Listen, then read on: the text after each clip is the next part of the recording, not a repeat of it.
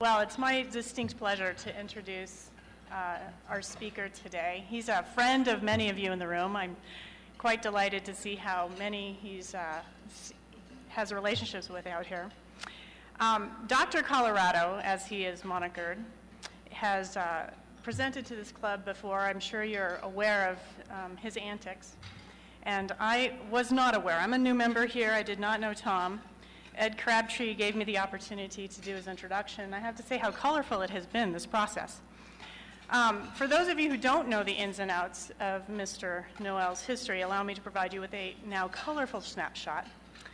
I say colorful because when I asked him questions in my due diligence, I was quite surprised by his responses.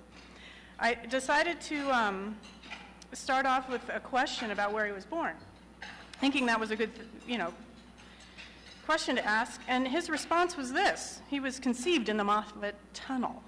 So I'm not sure when I ask anybody else where they were born if they're going to tell me where they were conceived.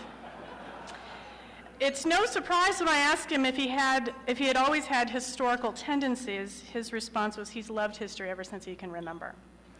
From soda jerk to pool hall attendant to professor at CU, Tom Noel has engaged in experiences that create the very fabric of our history.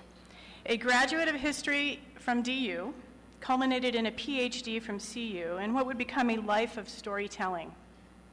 Since his first book was published in '76, it has been followed by 35 others, countless class lectures to thousands of students in what I suspect would be a life of history spanning, shall we say, a half a century or more. Tom's mother was a great storyteller, as was his grandmother. One of his quotes from the women in his life is, "Mumsy told me not to be a slug-a-bed, but to rise and shine." I think that humor shows through in just about every story I've heard Tom share. He has been blessed with wonderful teachers who inspired him to be both a teacher and a writer. So for those of you in the audience who are writers and teachers, there you go. He admits to being in trouble, but he wouldn't confess to what that trouble was. Many of you probably know the dish on him. He is a man making history of the history in Colorado. He's making history because of his voracious appetite to collect and tell the stories of our state of economy, our state of business, and our state of mind. What we get from Tom Noel is much more than simply a story. We get a perspective that informs our past from our future. It informs our future from our past. He's known to readers and history enthusiasts of all media as Dr. Colorado, which has given him a brand in this day and age. And speaking of brand, many of you are YouTube enthusiasts, I'm sure. And if you wanted to, you could go to YouTube and find a couple of pieces on Tom Noel, a reenactment of the Denver Post closing or the Rocky Mountain News closing most recently. Please join me in welcoming Dr. Colorado, Tom Noel.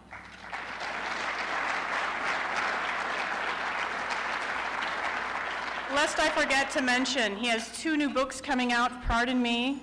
Showtime, which is a Denver's performing arts and convention centers, and a guide to historic places of Colorado, a liquid tour history and tavern guide.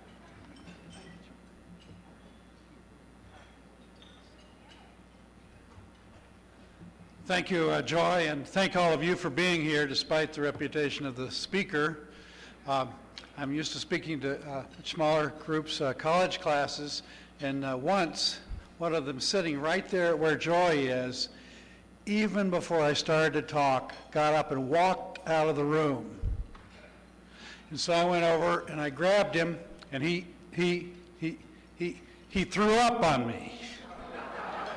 So I've learned not to stop any of you. So Bob Rhodes, if you want to leave, feel free. I don't stop people from leaving. Well, I hope all of you saw the great news on the front page of the Denver Post today about Denver is going to pass the 600,000 mark with the 2010 census, that Denver is growing faster than any of its suburbs except for Douglas County. So we're coming in very strong on the 150th birthday of Denver. Not many core cities are growing at all, much less outgrowing their suburban counties. Can all of you see that, I hope? And if not, feel free to move up. And I know there are people here like Reich Wooten who know a lot more than I do, so Reich, feel free to interrupt like you usually do with any corrections that you might have. I'm sure you can't read this, but you'll have to believe me that the label there was put on by Major Stephen Harriman Long, Great American Desert. And that was the first official report on this area. And Long, in his 1820 excursion, wrote, "This is not a place for white folks who like agriculture to settle. Leave it to the Indians, leave it to the buffalo." And if any of you noticed the weather this spring, he may have been right. But that was the first report on this area. It wasn't very promising. And then this happened. And Rotary Club 31 is the first to see this only known color image of the gold discovery 150 years ago in Cherry Creek and the South Platte River. The William Green Russell Party found gold there. The word spread, and 100,000 people rush into what quickly becomes Denver City in Colorado Territory. The California Gold Rush 10 years earlier made believers of Americans that you didn't have to work for a living. Why farm in Kansas? Why tend to head store back in New Hampshire when you could head out west and make your fortune right away?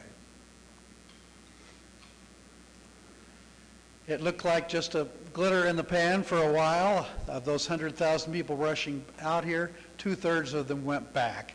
Disappointed, they couldn't find anything, prices were high.